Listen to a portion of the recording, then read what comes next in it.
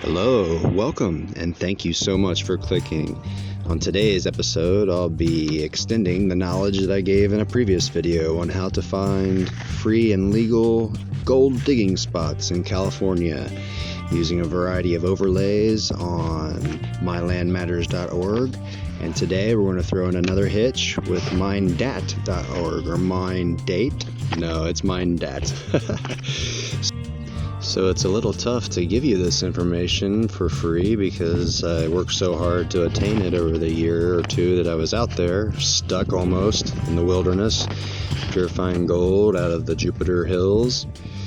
Jupiter is halfway between Twain Harte and Columbia. It's 14 miles back.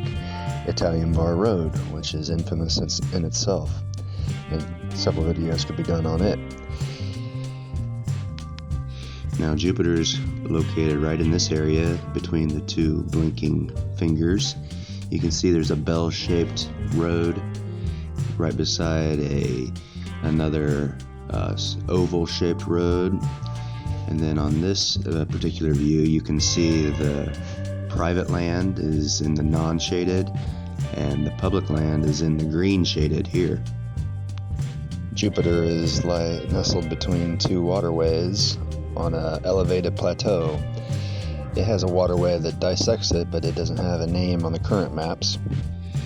And when we switch over to MineData, you can see that Jupiter has a volcanic mudflow region directly to the east of it. So a quick Wikipedia search of Jupiter, California reveals that they think it was named after the Jupiter Mine, but I'll tell you, the Jupiter Mine seems to have been renamed the Indian Girl Mine. So there's just a little quick factoid for you about Jupiter.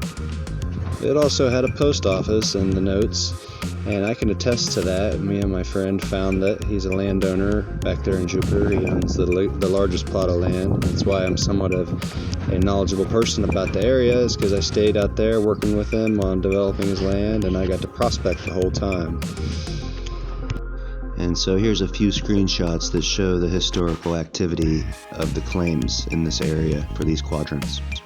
There's a number of mines that you'll find in the documentation that are in the surroundings, and they actually all point to the volcanic area that you can see using an overlay on MineDat. So the type of gold that I was purifying out here in this area was epithermal and very yellow and buttery looking. And so using Google Maps, the forestry layer, you can see that this Jupiter area has been extensively disturbed.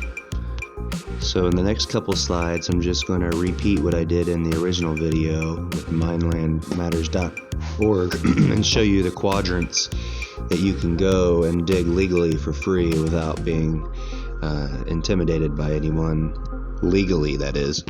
But having lived out there myself for over a year and a half, I can attest that there's all types of questionable people out there.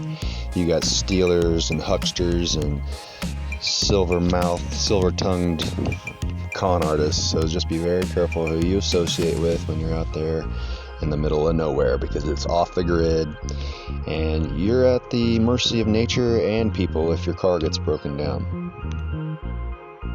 Okay, I'm sorry to throw the scariness at you so much, but trust me, I lived there, and I'm putting dare in the title of this for a reason. So let's get back to the fun stuff, the gold. So 14 miles in, you'll be at Jupiter.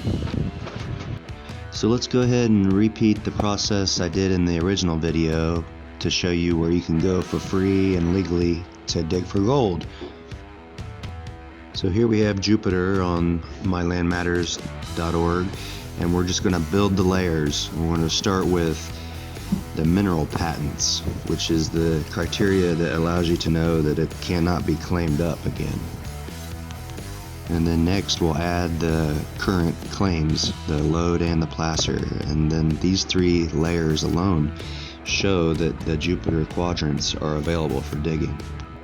So we can add the other layers on just to give more information, but like I just said, those three layers are the essential ones to use to identify these sites. And this is a good example that how you need to start with the blue squares first, because the other layers sort of make it hard to see, so do this in an order. So when I'm doing all the layering, I don't use the forestry view because it's just easier to view the overlapping boxes with the simpler view. But now that we've done that, we can switch over to the forestry view and get a better idea for where the ground has been disturbed, either through mining or people living there. And so here's a little bit of an eagle eye view, but now we can zoom in on the scarred up area right where I'm sending you. So the easiest spot that you can go is in the green area where the Italian bar forks off to the left. And that's where you can go without any worry and camp and really enjoy yourself. So I hope you enjoy that little piece of treasure. You can see the small little prospecting holes and such. So that's site 1, where you can get away from it all and do some gold digging. Now site 2 is a little harder to get to. You would have to cross private land to get to it from there, which is Eagle Creek. So you can't really do that. You need to go ahead and come in from the other side of the bell. Remember the bell I mentioned of the road shapes? So come in from the Twainhart side and you can access Eagle Creek from that side. The people are friendlier over there, and you'll be less likely to get ripped off. Okay, well, I hope you found this method useful. I used this Jupiter example this time, and like I said, this is tough information to give away for free. I hope you value it if you're a real gold digger and adventurous and brave enough to get out there and deal with the elements and the people, and smart enough to read all these maps and put them all together to know where you can go to be safe. Safely dig for gold, that is, without being on someone else's ground. I can't account for the trouble you'll run into from nature or just weirdos, but I hope you'll tune into my other video where I talk about that a little bit more, as you can see here. Well, thank you very much, Wild Ones. I hope you found this video informative, and I hope to catch you on the next one.